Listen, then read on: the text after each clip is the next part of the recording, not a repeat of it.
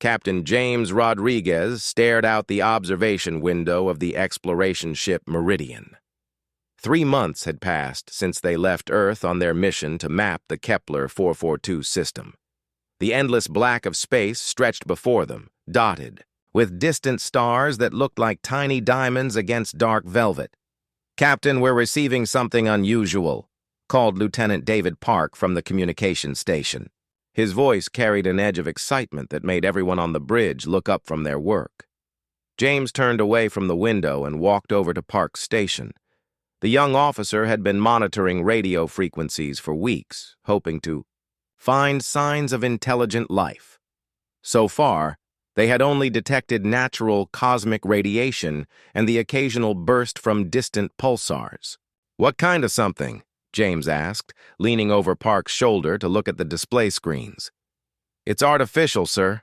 Definitely not natural. The pattern is too regular, too organized, but it's unlike anything in our databases." Park adjusted his headphones and frowned. "The signal is coming from the fourth planet's largest moon." Dr. Emily Carter, the ship's xenobiologist, hurried over from her research station. She was a small woman with bright eyes who had dreamed of finding alien life since she was a child. "Can you put it on the main speakers?" Park nodded and pressed several buttons. The bridge filled with a strange, haunting sound. It was musical but alien, with rising and falling tones that seemed to follow some unknown pattern. The sound repeated every 30 seconds, like a broken record playing the same song over and over. "How long has this been transmitting?" asked First Officer Rebecca Stone. She was a tall, serious woman who always considered the dangers before the opportunities. "Based on the signal degradation, I'd estimate at least 6 months," Park replied. "But it's getting weaker. Whatever is sending this won't be able to transmit much longer." Chief Engineer Thomas Wright looked up from his repair work on a nearby console. He was an older man with gray hair and hands stained from years of working with machinery. "Could be automated. Maybe a beacon of some kind." Emily shook her head. "No. Listen to the pattern. It's too complex for a simple beacon. There are variations, subtle changes. This sounds like language to me." James felt his heart beat faster. In all of human history, they had never encountered another intelligent species. Earth had sent out hundreds of exploration ships over the past century, searching the galaxy for signs that humanity was not alone. The Meridian was just one of dozens of ships mapping distant star systems, but they might be the first to actually find something. "Can you decode any of it?" James asked Park. The communications officer shook his head.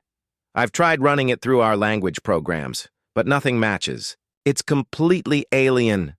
Rebecca Stone stepped closer to the captain. "Sir, we should be careful. We don't know what we're dealing with here. Our mission is exploration and mapping, not first contact. Maybe we should report this to Earth and wait for instructions." James understood her caution. They were alone in deep space, months away from any help. The Meridian was not a military ship. It carried only basic defensive systems and a crew of 200 scientists and support staff. If they encountered a hostile alien civilization, they would be defenseless, but the signal was getting weaker. "How much time do we have?" James asked Park. "At the current rate of degradation, maybe 2 weeks before we lose it completely." "And how long would it take to get instructions from Earth?" 4 months minimum, sir. The communication delay is too long." James walked back to the observation window and stared at the distant moon where the signal was coming from. Somewhere on that small world, someone or something was calling out into the darkness. The signal was weak and fading, like a voice crying for help that grew quieter with each passing day. Emily joined him at the window. "Captain, this could be the most important discovery in human history. We might be the first humans to make contact with another intelligent species. Or we might be flying into a trap," Rebecca added, though her voice was softer now. "We have to consider the possibility that this could be some kind of lure." Thomas Wright finished his repair and walked over to the group. My grandmother used to tell me a story when I was young, he said quietly, about a man who heard someone crying for help in a dark forest. Everyone told him it might be bandits trying to trick him, that he should stay away, but he couldn't. Live with himself if someone really needed help, and he did nothing. What happened to the man in the story? James asked. He saved a lost child and brought her home to her family. Sometimes the right thing to do is also the dangerous thing to do. James looked around at his crew. These were good people who had volunteered to spend years in deep space, far from their families and homes, all in the hope of advancing human knowledge. They were explorers and scientists, not soldiers, but they were brave in their own way. Park's voice broke the silence. Captain, I'm picking up visual data now. The long-range scanners are getting a clearer picture of the moon's surface. They all gathered around the main display screen as Park brought up the images.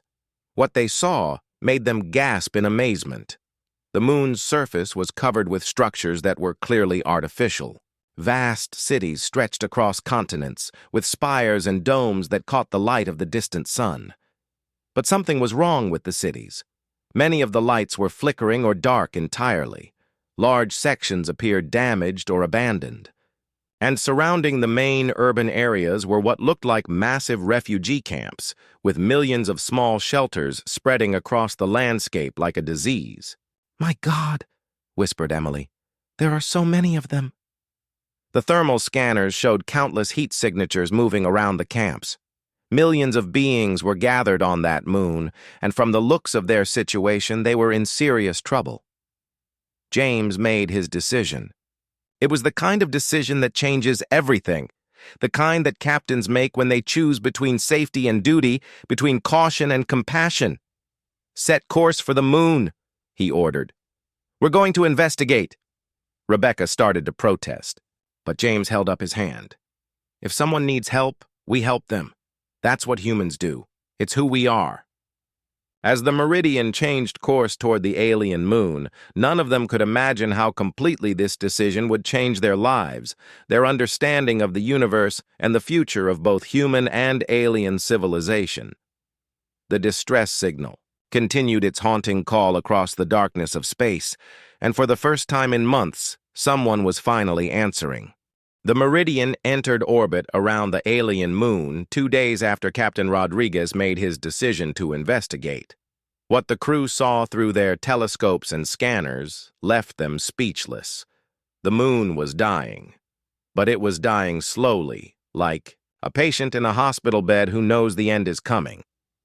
Dr. Emily Carter pressed her face against the observation deck window, watching the surface below. The cities were massive, bigger than anything humans had ever built. Towering spires reached toward the sky like fingers grasping for help that would never come. But many of those towers were dark now, their lights flickering weakly or gone entirely. "The power grid is failing," reported Chief Engineer Thomas Wright from his console. "I'm reading massive system failures across the entire surface. Whatever civilization built this place, they're losing control of their infrastructure." Captain Rodriguez stood in the center of the bridge, studying the data that flooded in from every scanner and sensor. The numbers painted a grim picture. The moon's atmosphere showed signs of pollution and decay. The water systems were contaminated in many areas, and the thermal imaging revealed something that made his stomach turn. "How many life forms are you detecting down there?" he asked Lieutenant Park. Park checked his readings twice before answering. "Approximately 2 million, sir. Most of them are concentrated in what appear to be temporary settlements around the main cities." "Refugee camps," said First Officer Rebecca Stone quietly. "They look like refugee camps." Dr. Lisa Morgan, the ship's cultural specialist, joined them on the bridge. She had been studying the visual data for hours, trying to understand what they were seeing.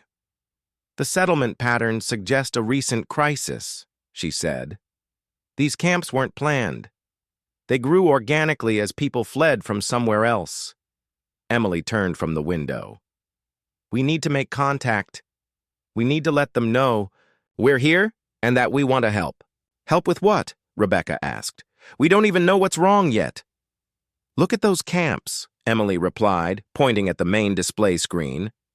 Millions of beings living in temporary shelters, power systems failing, infrastructure collapsing. They're in trouble, and that distress signal is their cry for help. Captain Rodriguez made another decision that would change everything. Dr. Carter, I want you to prepare a first contact team. Keep it small and non-threatening. Dr. Morgan, you'll handle cultural protocols. Dr. Michael Chen, I need your linguistic skills to help with communication. Dr. Chen, a quiet man who spoke 12 human languages and had spent his career studying communication patterns, looked nervous.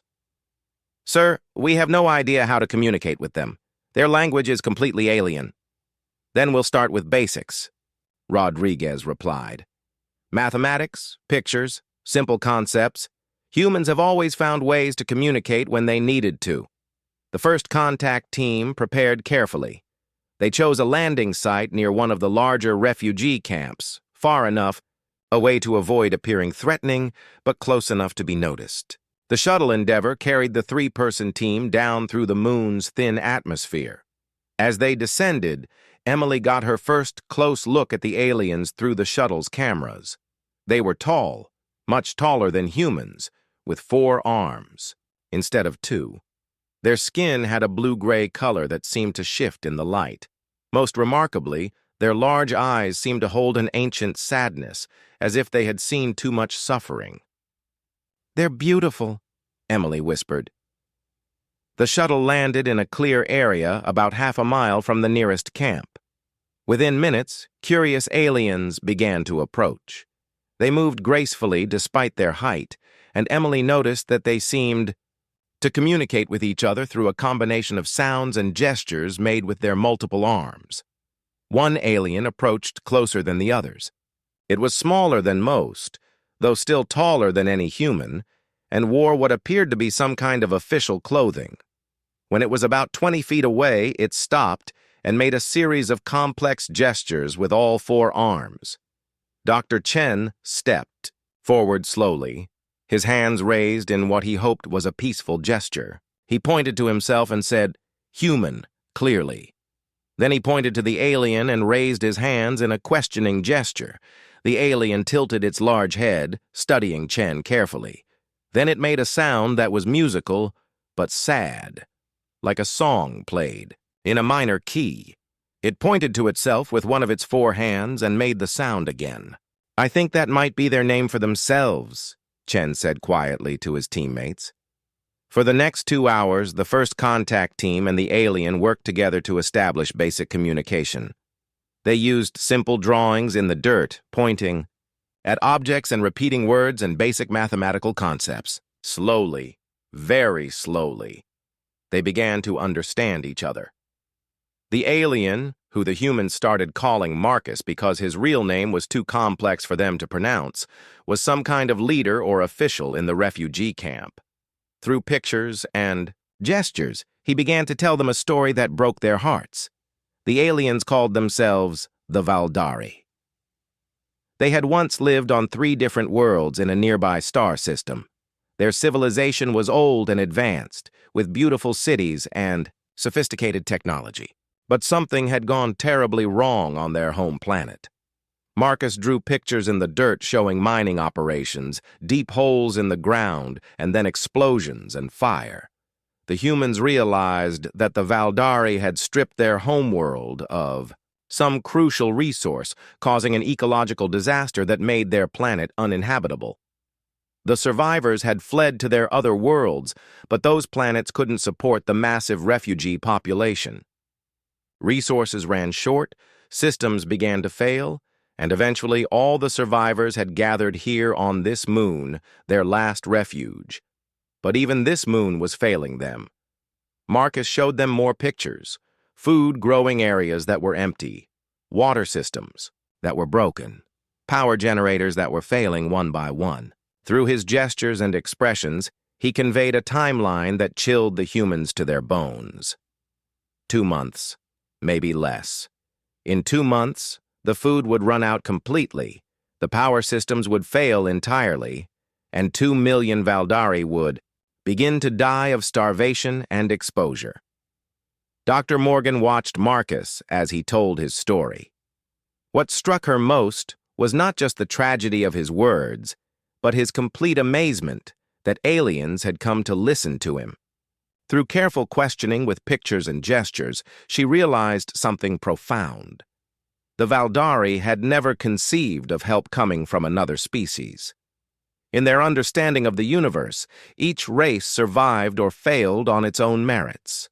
The idea that strangers from another world might care about their suffering was literally incomprehensible to them. Marcus kept looking at the humans with wonder in his large eyes, as if he couldn't believe they were real. When Emily offered him a drink of water from her canteen, he stared at it for a long time before carefully taking a sip. Then he made a sound that could only be weeping. As the sun set on the alien moon, the first contact team prepared to return to the Meridian with their report. Marcus walked with them to their shuttle, still seeming amazed that beings from another world had listened to his story. Just before they left, he made one final gesture. He pointed to the sky where the Meridian orbited, then to the refugee camps spread across the landscape, then to his own chest. The meaning was clear. He was asking if the humans would stay. Emily looked at her teammates, then back at Marcus. She couldn't promise him anything yet, but she nodded once. Marcus tilted his head in what might have been gratitude, then turned, and walked back toward the camps, where 2 million of his people waited for a miracle they didn't even believe was possible. The emergency meeting in the Meridian's main conference room lasted 6 hours. Captain Rodriguez sat at the head of the table, watching his senior officers debate the most important decision any human crew had ever faced. The weight of 2 million. Alien lives pressed down on everyone in the room. Dr. Emily Carter had just finished her report about the Valdari situation. The numbers were stark and terrifying. 2 million refugees, food supplies running out in 8 weeks, power systems failing across the moon, an entire civilization facing extinction. "We have to help them," Emily said for the 3rd time. Her voice was steady, but her hands trembled slightly as she spoke. "We're looking at genocide, complete extinction of an intelligent species." First Officer Rebecca Stone shook her head. "Dr. Carter, I understand your feelings, but we need to be realistic. We're one ship with 200 people. They have 2 million refugees. Even if we gave them every bit of food on this ship, it would last them maybe 3 hours. Supply Officer Janet Adams nodded grimly. "Rebecca is right. I've run the calculations. Twice. Our emergency rations could feed our crew for 6 months. If we divide those same rations among 2 million Valdari, each individual gets less than 1 small meal." The room fell silent. Everyone understood the mathematics of the situation. The Meridian was an exploration vessel, not a supply ship. They carried enough resources to keep their own crew alive and healthy during a long mission, but they were never designed to feed millions of refugees. Chief Engineer Thomas Wright spoke up from his seat near the back of the room. "What about their technology? Could we help them repair their failing systems?" Dr. Michael Chen, who had spent hours trying to communicate with Marcus, answered. "Their technology is strange. Very advanced in some ways, but primitive in others. They have energy systems we don't understand, but their food production methods are incredibly basic, almost medieval." "Medieval how?" asked Captain Rodriguez. Chen pulled up images on his tablet showing Valdari farming areas. They grow food in large outdoor fields, completely dependent on natural weather and soil conditions. No hydroponics, no controlled environments, no synthetic biology. When their soil became contaminated during the ecological disaster, they lost most of their ability to produce food. Dr. Kevin Brooks, the ship's agricultural specialist, had been quiet during most of the meeting. He was a young man who had joined the mission to study potential farming worlds for future human colonies. Now he cleared his throat nervously. "Captain, I've been thinking about this problem differently," Brooks said. "We can't feed 2 million people with our supplies, but maybe we could teach them how to feed themselves." Everyone turned to look at him. Brooks stood up and activated the room's main display screen. "Look at this moon," he said, showing a detailed scan of the surface. "It has water, atmosphere, and soil. The climate is stable. This could be an incredibly productive agricultural world with the right techniques. Emily leaned forward in her chair. What kind of techniques? Human techniques, Brooks replied. Hydroponics, vertical farming, synthetic biology, controlled environment agriculture. We've been perfecting these methods for hundreds of years. What would take us a few months to set up could feed millions of people indefinitely, Thomas Wright scratched his gray beard thoughtfully. Could we build that kind of infrastructure with what we have on the ship? Brooks nodded eagerly. Our fabrication systems could produce basic hydroponic equipment. We have seeds and genetic templates for dozens of high-yield crops. Most importantly, we have knowledge. We could teach them everything they need to know. Janet Adams looked skeptical. How long would this take? They only have 8 weeks before they start starving. We could have emergency food production running in 2 weeks, Brooks answered. Basic hydroponic systems growing fast-growing vegetables like lettuce and beans. It wouldn't be enough to feed everyone immediately, but it would buy us time to build larger systems. Captain Rodriguez felt something stirring in his chest. It might have been hope.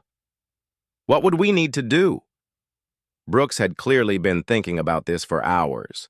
We'd need to land fabrication equipment on the surface, set up production facilities near their camps, train Valdari workers to run the systems. Most importantly, we'd need to stay here for at least a year to make sure everything works properly. The room fell silent again, but this time it was a different kind of silence. Before, they had been contemplating the impossibility of the situation. Now they were contemplating the possibility of actually solving it. Rebecca Stone was the first to voice the obvious problem. Our mission orders are to map this system and return to Earth. We're supposed to report back in 18 months. Earth Command has no idea we've encountered an alien civilization. Rodriguez looked around the table at his crew. These were good people who had volunteered for a dangerous mission far from home. They had families and careers waiting for them, back on Earth. He couldn't ask them to sacrifice everything for aliens they had just met, but he also couldn't live with himself if they left 2 million innocent beings to die when they had the power to save them.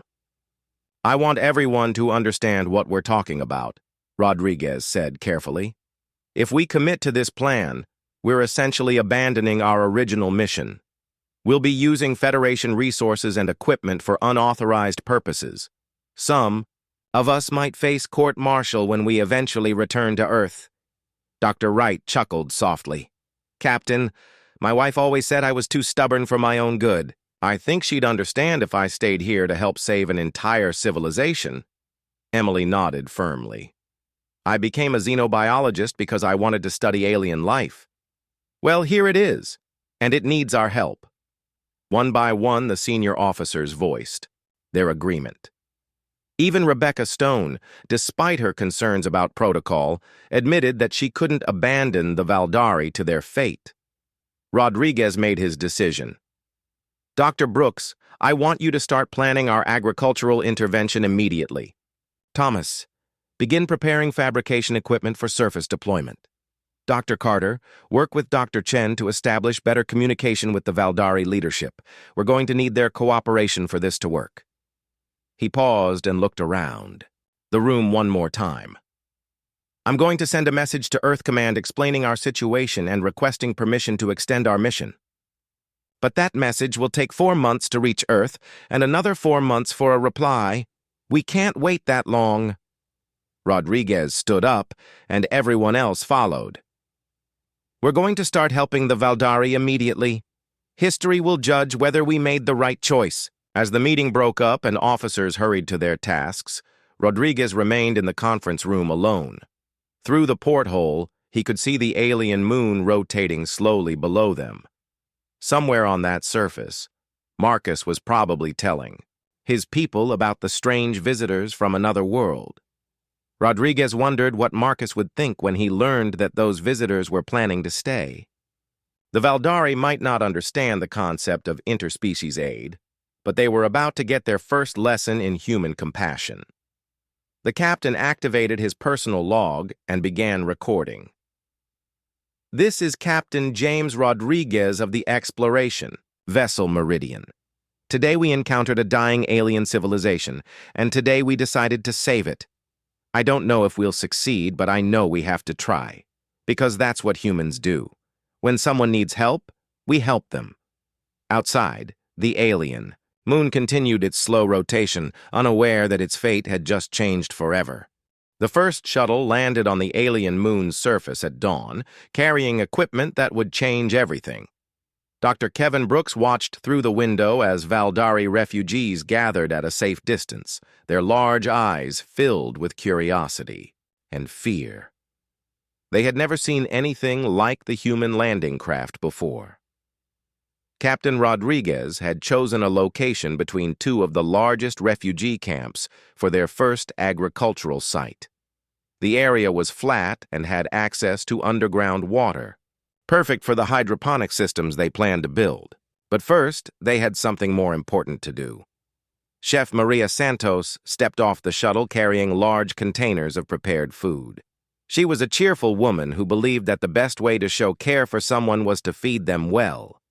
She had spent the entire night preparing a meal using ship's stores and synthesized proteins, carefully adjusted for Valdari biology based on Dr. Carter's medical scans.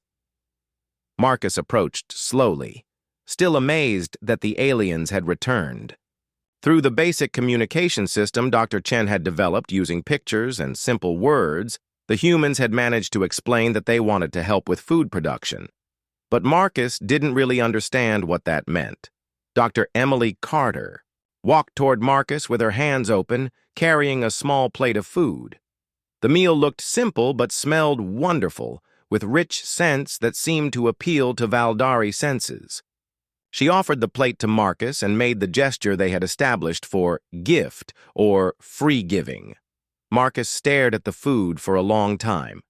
In Valdari culture, food was a resource to be carefully managed and distributed according to strict rules.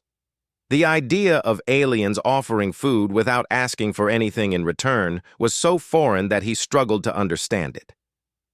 They want nothing back, Dr. Chen explained carefully, using their basic communication system.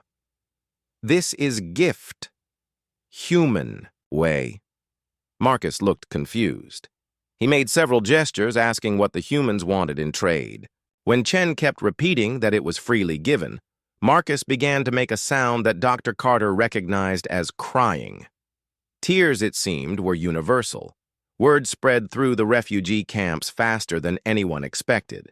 Within hours, thousands of Valdari had gathered to see the impossible sight of aliens giving away food. Many refused to believe it was real.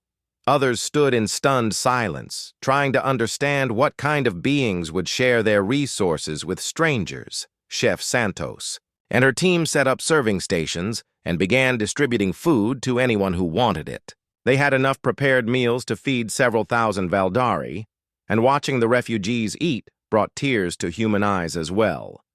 An elderly Valdari approached Dr. Carter, moving slowly on 4 thin arms. Through Marcus, who was learning to translate. The elder explained that she had lived for over 200 years and had never seen one species help another without expecting something in return. She wanted to know why the humans were doing this. Dr. Carter thought carefully about her answer.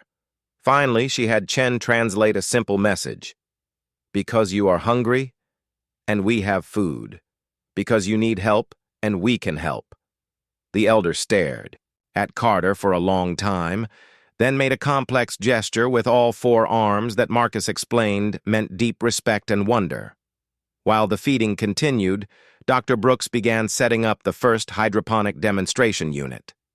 It was a simple system, about the size of a large table, designed to grow fast-growing vegetables in controlled conditions. Several curious Valdari engineers watched as he assembled the equipment. Thomas Wright joined Brooks, carrying tools and equipment from the shuttle. He noticed that the Valdari engineers were incredibly skilled with their 4-armed coordination, able to handle complex tasks that would challenge humans. But their technology was very different from human designs. Their engineering is sophisticated but specialized, Wright observed. They're amazing with energy systems and large-scale construction, but they've never developed small-scale controlled agriculture. Brooks nodded as he connected water lines to the hydroponic system. It's like they focused all their technological development on mining and energy production. Food was always just something that grew in fields. One young Valdari engineer made gestures asking to help with the assembly. Brooks showed him how to connect the nutrient delivery tubes, and the alien learned the process incredibly quickly.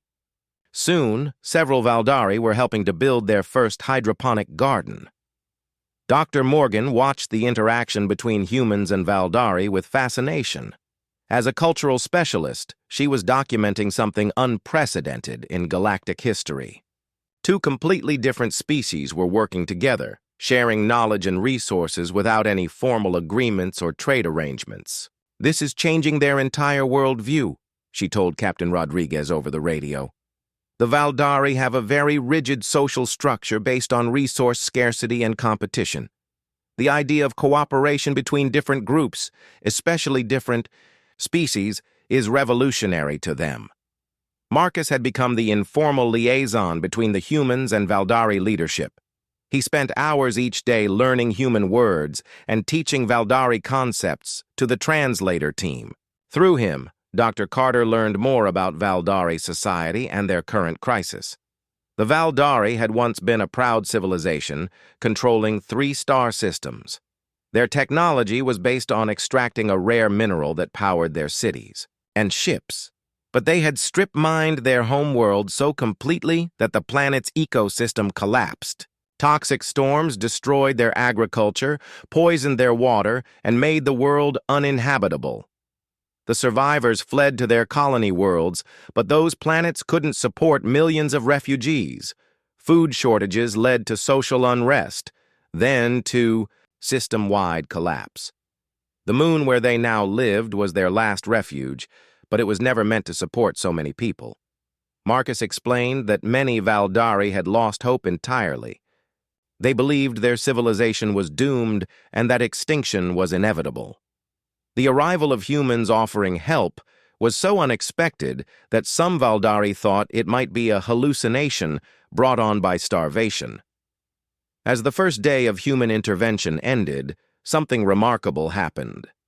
Valdari from different refugee camps, who had been competing for scarce resources, began working together to help the humans set up more food distribution points. The shared experience of receiving unexpected kindness was breaking down barriers that had existed for months. Chef Santos prepared dinner for both humans and Valdari, creating a fusion meal that combined human cooking techniques with Valdari flavor preferences. As both species sat together sharing food, Dr. Carter realized they were witnessing the birth of something entirely new in the galaxy. Children from both species played together near the hydroponic systems, with young Valdari fascinated by the strange human technology that could grow food without soil. Human children were equally amazed by their 4-armed playmates who could manipulate objects in ways humans never could.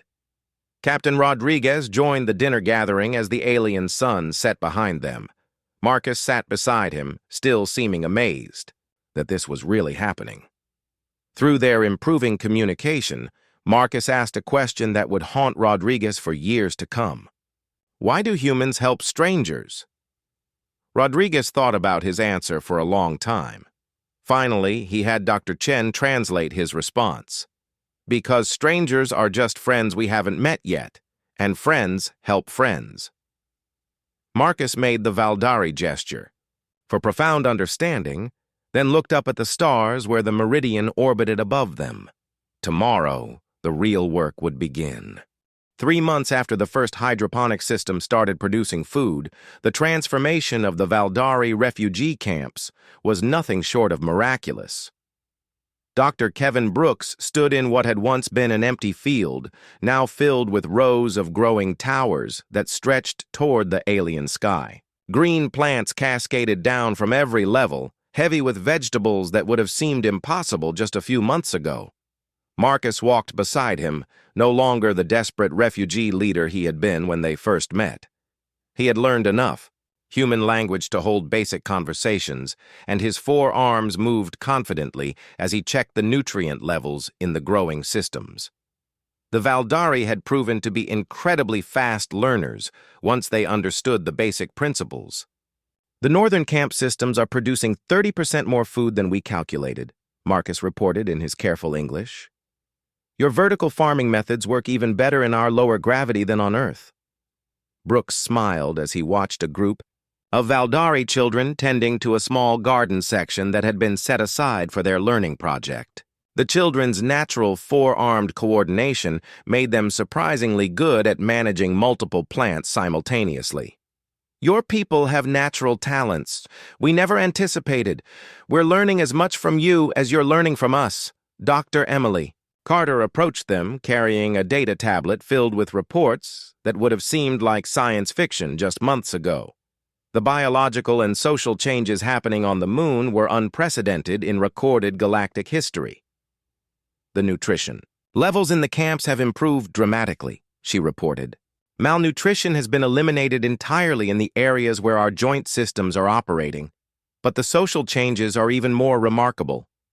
She pulled up images on her tablet showing Valdari from different refugee groups working together in the agricultural centers. Before the human intervention, these groups had been competing desperately for limited resources. Now they were cooperating in ways that amazed their own leaders. Chief Engineer Thomas Wright joined their group, his clothes dirty from a morning spent installing new water recycling systems with Valdari engineers. The collaboration between human and Valdari technology was producing innovations that neither species could have achieved alone. We just finished testing the new atmospheric processors, Wright reported excitedly.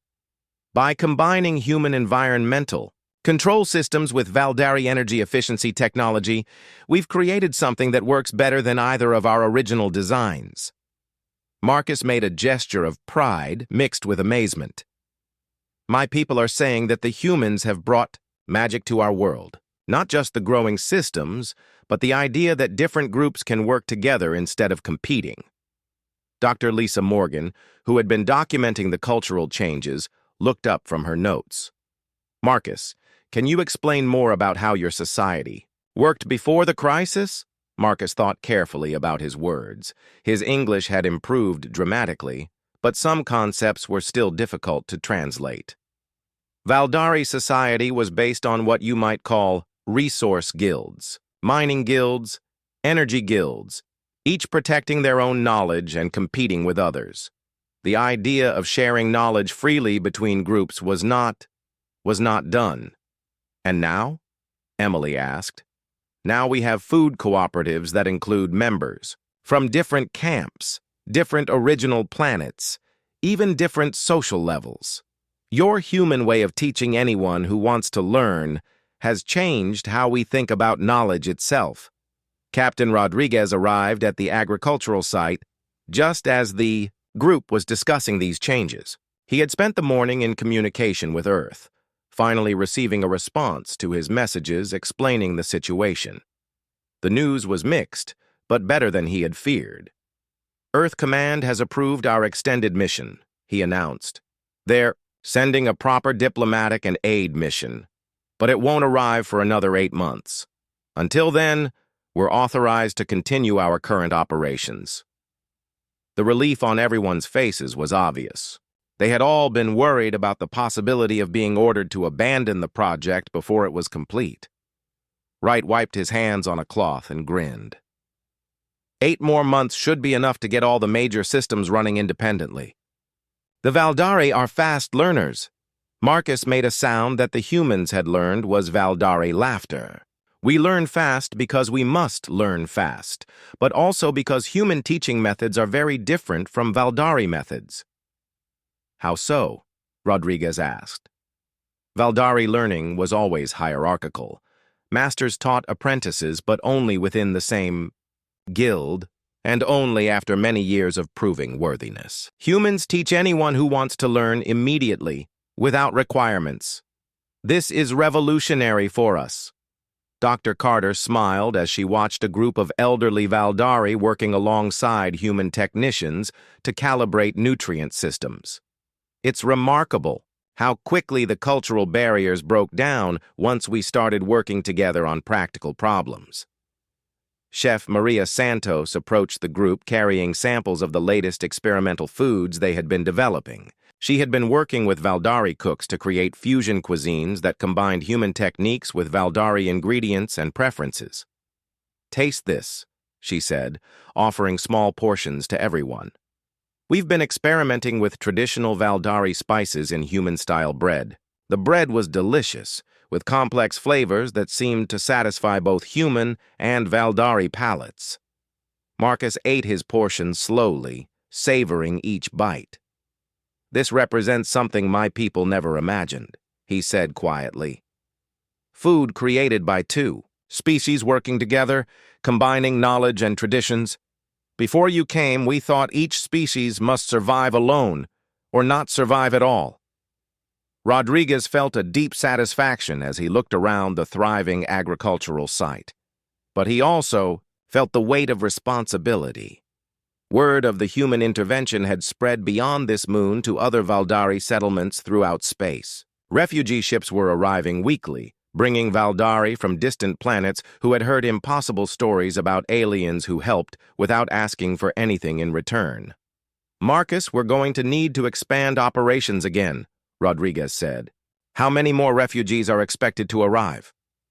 Marcus consulted a communication device that was a hybrid of human and Valdari technology. "Perhaps 50,000 more over the next few months. But, Captain, there is something else we must discuss." His tone became more serious, and the humans gathered closer to listen. "Other species have heard about what is happening here. Some Valdari settlements have been contacted by alien traders and explorers asking about the humans who give away food. The concept is spreading beyond our people." Dr. Morgan looked thoughtful. "How are other species reacting to the news?" "Most do not believe it is real. They think it must be some kind of trick or misunderstanding. But some are curious. Some are asking if they could meet these humans who help strangers." Rodriguez felt a chill of possibility and responsibility. The Meridian's intervention on the Valdari moon was creating ripples that might spread throughout the galaxy. The idea that species could help each other rather than compete might be the most revolutionary concept they had introduced. As the alien sun set behind the growing towers, the humans and Valdari gathered for their daily shared meal. It had become a tradition that both species looked forward to, a time for sharing not just food, but stories, ideas, and friendship. A young Valdari approached Dr. Carter during dinner, speaking in the mixed language that had developed between the species. She wanted to know if humans had always helped other humans, or if this was something they had learned to do. Carter thought about the question carefully.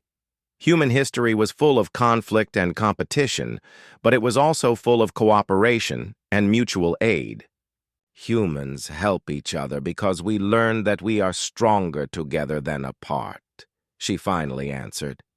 "Maybe that lesson can work for all species, not just humans." The young Valdari made a gesture of understanding and hope, then returned to her friends to share what she had learned. Marcus joined Rodriguez as they watched the mixed groups of humans and Valdari working together in the evening light. "Captain, I have been chosen by the other Valdari leaders to ask you something important." "What is it, Marcus?" "When your people's official mission arrives, when our food systems are running independently, will some humans consider staying here permanently? Not as visitors or helpers, but as permanent residents? My people would like to invite humans to become part of our society." Rodriguez looked around at the thriving community they had built together. The question wasn't just about a few humans staying on an alien moon. It was about the possibility of creating something entirely new in the galaxy, a truly integrated multi-species civilization. "I'll discuss it with my crew," he promised.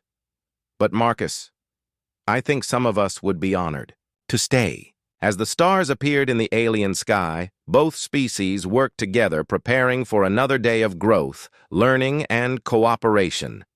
Something unprecedented was being born on this small moon, and its effects would soon spread far beyond anything they could imagine. 1 year after Captain Rodriguez first heard the alien distress signal, the moon that had once been a place of desperation had become something no one could have imagined. Dr. Emily Carter stood on the observation deck of the newly built human Valdari Cultural Center, watching the first interspecies harvest festival taking place in the valley below. Thousands of humans and Valdari worked together preparing a feast that combined the foods and traditions of both civilizations. Children of both species ran between the preparation areas, playing games that required the coordination skills of Valdari four-armed biology and the creativity of human problem-solving. The transformation was complete and astounding. The refugee camps were gone, replaced by permanent settlements that integrated human and Valdari architecture. Towering agricultural centers stretched across the landscape, producing enough food not just for the local population, but for export to other Valdari settlements throughout the galaxy. Marcus approached Carter, no longer wearing the simple clothes of a refugee, but dressed in the formal robes of the first Valdari ambassador to Earth. His English had become fluent, though he still sometimes mixed in Valdari concepts that didn't translate perfectly. "Dr. Carter, the production reports from this month exceed all our projections," he said, offering her a data tablet filled with incredible statistics. "Food production is now 3,000% higher than when you first arrived, but the EA numbers don't capture the real change." Carter smiled as she scrolled through the data. The hybrid human Valdari agricultural systems were working better than anyone had dreamed possible. But Marcus was right. The real change went far deeper than food production numbers. "Tell me about the real change, Marcus." Marcus gestured toward the festival below with all four arms, a sign of great happiness in Valdari culture. The concept of interspecies cooperation has spread throughout Valdari civilization like what you humans call a positive virus. We have begun reaching out to other struggling civilizations, offering the same help we received. This was the news that filled Carter with the deepest satisfaction. The Valdari hadn't just learned to feed themselves. They had internalized the human philosophy of mutual aid and were spreading it to other species who needed help. Captain Rodriguez joined them on the observation deck, carrying a message tablet that contained news from Earth. The official Terran Federation diplomatic mission had arrived 2 months ago, and the reports they sent back to Earth were causing quite a stir in human space. "Earth Command is calling our intervention here the most successful first contact in human history," Rodriguez reported. "They're asking us to establish a permanent human Valdari cooperation station here." Dr. Kevin Brooks appeared at Rodriguez's shoulder, grinning broadly. He had spent the morning training the latest group of Valdari agricultural specialists, who would soon travel to other worlds to spread the new farming techniques. "Captain, I just received a request from a Valdari settlement in the Proxima system. They want human advisors to help them establish sustainable agriculture on a planet they're trying to terraform. It seems our little project here has inspired Valdari expansion efforts throughout their space." Chief Engineer Thomas Wright emerged from a nearby lift, carrying blueprints for the next phase of construction on the moon. The partnership between human and Valdari engineers had produced technological innovations that were attracting attention from both civilizations. "The new atmospheric processing stations are ready for testing," Wright announced.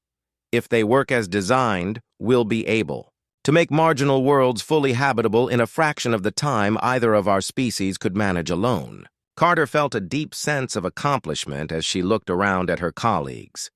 They had risked their careers and possibly their lives to help strangers, and the results had exceeded their wildest hopes. "Dr. Carter," Marcus said quietly, "I have been asked by the Valdari Council to present you with something." He pulled out a small device that looked like a combination of human and Valdari technology. "This is a translation and communication device based on the work you and Dr. Chen did to establish our first conversations. We would like you to take it to Earth as a gift from our people to yours." Carter accepted the device with tears in her eyes. It was beautiful, clearly crafted with great care and skill. But more than that, it represented something unprecedented, a gift freely given by one species to another with no expectation of return. Chef Maria Santos called up to them from the festival area below. The feast was ready, and both species were, gathering to share their first official interspecies harvest celebration. As they made their way down to join the festival, Rodriguez reflected on how completely their understanding of the universe had changed. When they first detected the alien distress signal, they thought they might be encountering hostile aliens or advanced technology beyond their comprehension. Instead, they had found hungry people who needed help. And in helping them, humans had discovered something profound about their own nature and their potential role in the galaxy. The feast was unlike anything in galactic history. Humans and Valdari sat together at long tables, sharing foods that combined ingredients and cooking, techniques from both worlds. Stories were told in the mixed language that had developed between the species, and songs were sung that blended human melodies with Valdari harmonics. Dr. Lisa Morgan documented everything, knowing that historians would study this moment for centuries to come. "This is the birth of true galactic civilization," she wrote in her notes. "Not conquest or trade, but genuine cooperation between species." A young Valdari child approached Carter during the meal, speaking in fluent English, with only a slight accent. "Dr. Carter, my teacher says that humans came here because you heard someone calling for help in the dark. Is that true?" Carter knelt down to speak with the child at eye level. "Yes, that's true. Your people sent out a signal asking for help, and we heard it. And you came even though you didn't know us? We came because you needed help. When someone needs help, good people help them. It doesn't matter if they're strangers." The child made the Valdari gesture for deep understanding, then ran back to share this wisdom with her friends. As the evening progressed, Rodriguez received another message from Earth. This one carried news that would change everything once again. 3 other alien civilizations had contacted Earth directly, asking about the humans who helped the Valdari. They wanted to know if humans would be willing to help them with their own problems. "It's happening," Rodriguez said quietly to his senior staff. "The ripple effects are spreading faster than we imagined." Marcus overheard the conversation and approached with several other Valdari leaders. "Captain, we have been discussing this possibility. If humans are willing, Valdari would like to partner with you in helping other species. We have learned much about cooperation and mutual aid from your people. Perhaps together we can spread these concepts throughout the galaxy." The proposal was stunning in its implications. Instead of individual species struggling alone against the challenges of space and survival, they were proposing a galactic network of mutual aid and cooperation. As the Harvest Festival continued into the night, with both species dancing to music, that combined human and Valdari traditions, Carter realized they were witnessing the birth of something entirely new in galactic history. The story had begun with hunger ruling the wilds of space, with species struggling alone against extinction and despair. But humanity had offered something simple yet revolutionary: a shared meal, and the idea that no one had to face their struggles alone. Now that idea was spreading across the galaxy, carried by Valdari ships and human missions, transforming how civilizations thought about each other and about their place in the universe. Captain Rodriguez made a final log entry as the celebration continued around them. "We came to map a star system and instead found our purpose in the galaxy.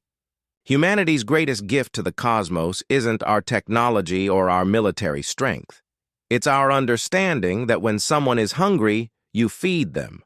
When someone needs help, you help them. When someone is alone in the dark, you answer their call." Today, hunger no longer rules the wilds. Hope does. And that hope is spreading to every corner of the galaxy, one shared meal at a time. The festival continued until the alien dawn, with humans and Valdari working together to clean up and prepare for another day of cooperation, growth, and the continued spread of the revolutionary idea that strangers could become family, and that no one in the universe had to face their challenges alone. In the distance, ships from both civilizations prepared to depart for other worlds, carrying seeds, knowledge, and most importantly, the message that help was available for anyone brave enough to ask for it. The harvest of hope had begun, and it would feed the galaxy for generations to come.